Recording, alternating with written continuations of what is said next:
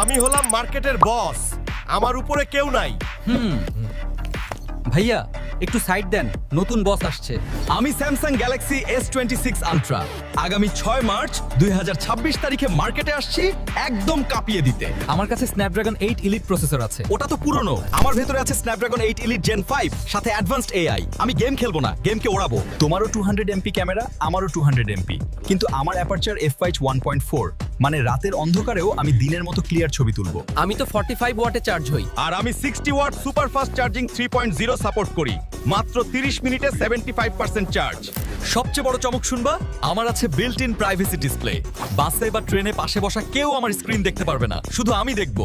মানতে হবে তুমি আসলেই নেক্সট লেভেল। অবশ্যই, কারণ আমি ভবিষ্যতের ফোন। অ্যাডভান্সড এআই আর 200 মেগাপিক্সেল ক্যামেরা নিয়ে আমি আসছি।